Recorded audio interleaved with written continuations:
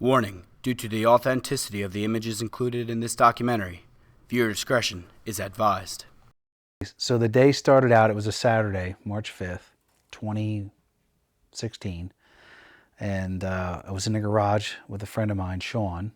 We had the doors open. It was a little brisk out, but it was still nice. We had the fire going. And Ellie and her friend Leanne came out, said they wanted to go for a little ride. So they got their gloves on. They got their helmets on, started the quad, said they wanted to go down the corner to our friend the Gaskell's, turn around, and then they're going to go in the woods. And so they took off, and Sean and I were in the garage still, and we heard them coming, and it sounded like they were going a little faster than we were anticipating, and then it suddenly stopped, and it sounded like a shotgun went off.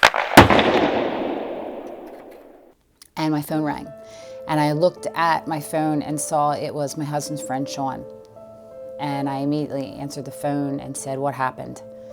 And he couldn't talk at first, and then he explained that there was an accident. And I asked him if it was Sam or Ellie. And he said, "You need to come home now." And I said, "Is she alive?"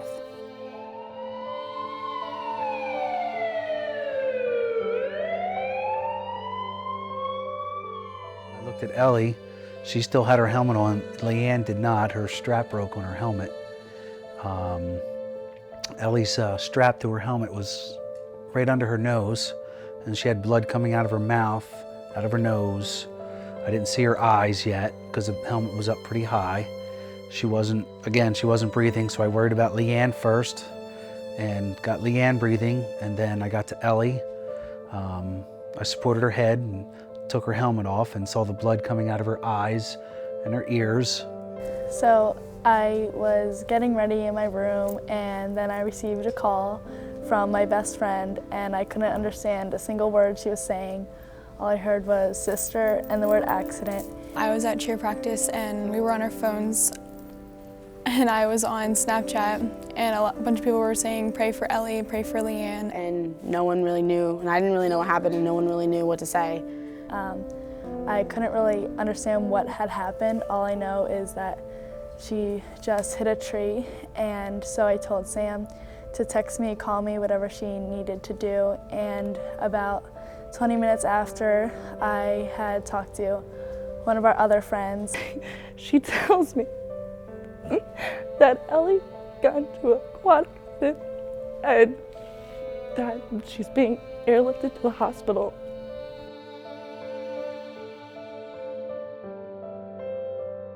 The girls that are on my cheer team, their mother told her to call me immediately because she knew how close Ellie and I were.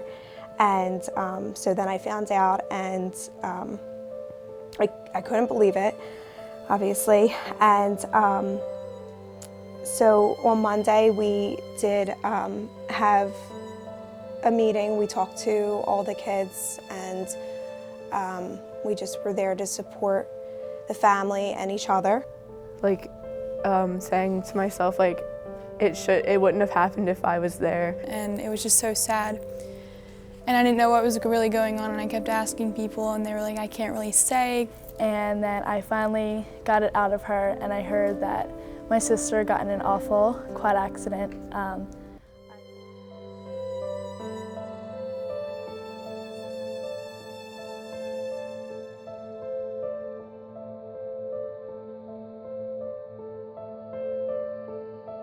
And I just started crying because I've actually found out that Ellie was in worse condition than Leanne, and I didn't really know Ellie, but I knew of her, and she was such a nice person, and just to hear that this happened to her was just so sad and heartbreaking.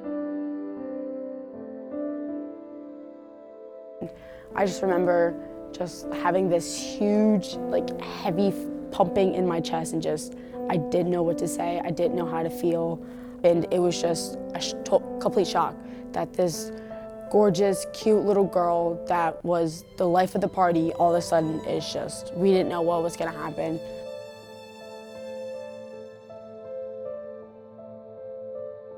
I saw Sam hysterical crying. I saw her mom, her dad, everyone.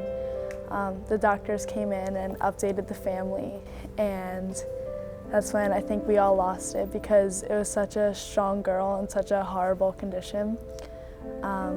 We didn't know what to expect with her, just we knew that it wasn't how it should be. The doctor coming out off of the one surgery and just was talking to us and was like, I don't know if this is gonna happen. I don't know if she's gonna make it. I don't know. That feeling that you have in your stomach, knowing that this little girl that you've known as like the brightest light in the world, be in a situation that she is right now, you can't prepare yourself for what you're gonna see, what you're gonna hear, anything that's gonna happen.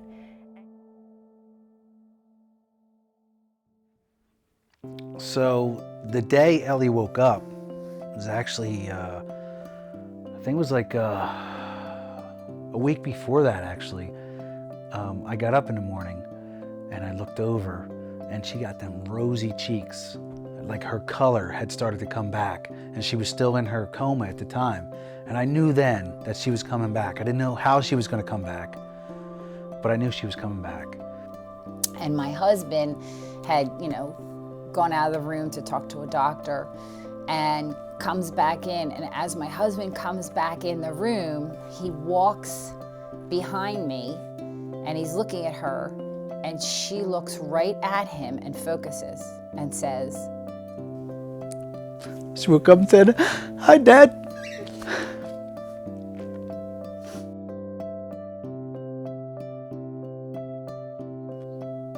It's super hard. No matter how many times I tell the story, it's just like I'm there again, And how we maintain our composure, I don't know. Hi, my name is Ellie McCloskey. I'm an occupational therapist at Weissman Children's Rehab Hospital. I worked here for about 3 years now, and I'm a therapist primarily in our inpatient rehab. I would describe a traumatic brain injury as any injury to the brain, whether it's hitting your head or having a clot that causes a stroke, and deficits can range from mild, like a concussion, or severe, which can cause cognitive and physical deficits, kind of like what Ellie had. The biggest change that I've seen with Ellie, I would say the first day that I met her, she needed help getting out of bed. She couldn't use both of her eyes to see. What else? She had trouble remembering my name from day to day and what we did from day to day. And she needed help even just standing up. My name is Sarah Schusler. I'm a speech-language pathologist at Weissman Children's Rehab Hospital, and I've been working here for just about 2.5 years. In Ellie's session, we've been working a lot on memory strategies so that she can remember different pieces of information that she's either learning in school or that she comes across throughout her day. We've also been working on comprehension strategies for her reading comprehension and just helping her with some higher level academic work. I would say the last day that I had her, I think she was a patient of mine for a little over a month. On the last day, she walked out of the gym.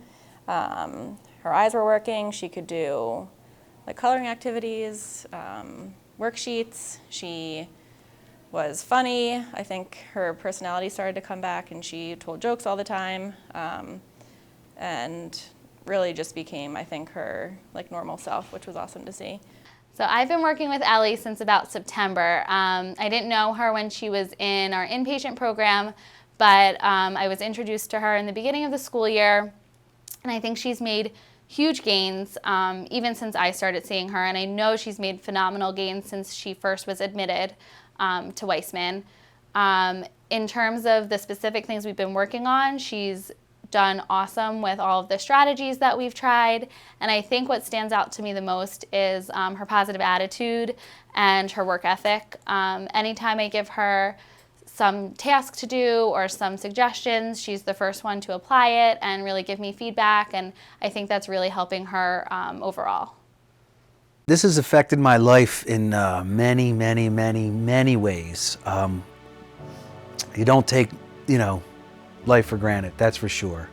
You always say that you love each other because you never know when something's going to happen. I don't get angry anymore. The craziest things used to make me, or the stupidest things used to make me so angry, and now I just smile and laugh, and it is what it is, and it just doesn't bother me anymore. I'm definitely a more calm. It's absolutely made us closer. It's made us do a lot more things together. I see us getting a lot less upset about things. I mean, we still get upset about certain things. It's still normal, but not the little things, not like it used to be. It's been crazy because I look at her, I don't look at her differently, but I realize how important to me she is. She really is like a little sister to me.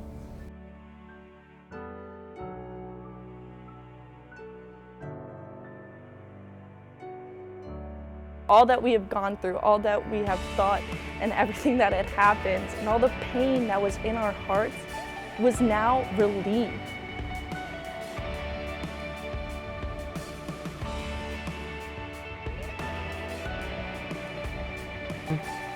The assistance did not stop. As a matter of fact, how long did the role of our support continue? And the answer to that was it continues to this day as I'm being interviewed.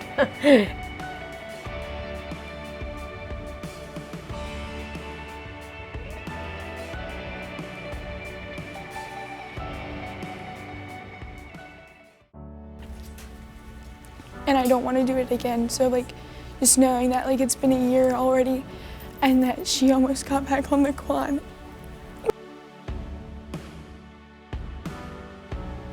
To me, from being her teacher and then seeing her every day and then going to the hospital and then seeing her grow from that point to now, it's just amazing. So there's so many things I saw, that it was just incredible. Her personality just started coming out and everything came back to, my girlfriend, my little girlfriend.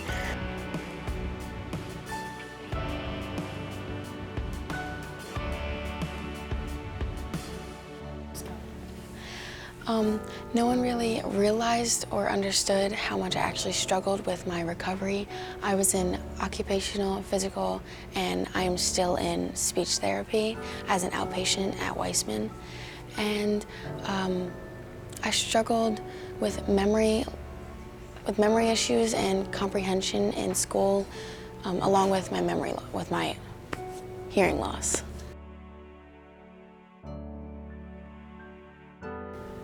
Physical therapy was a little bit of a struggle for me because it was hard to get back on my feet from being knocked down so hard and then laying in a bed for a while. It was really hard to get back on my feet and feel the same way that I did before the accident. And they would have me do in physical, they would have me walk up steps or do just different things with walking and different ways of moving around, and a lot of it was harder than I would expected it to be. I would never have expected walking to be so difficult.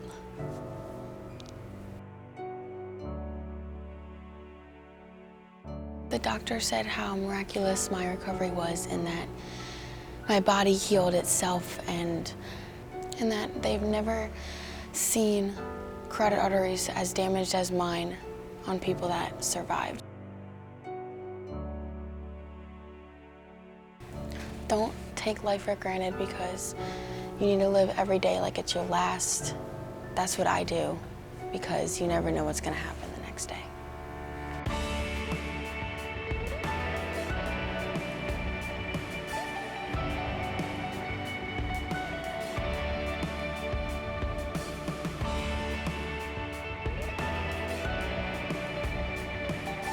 I'm Ellie McCloskey, and this was my story.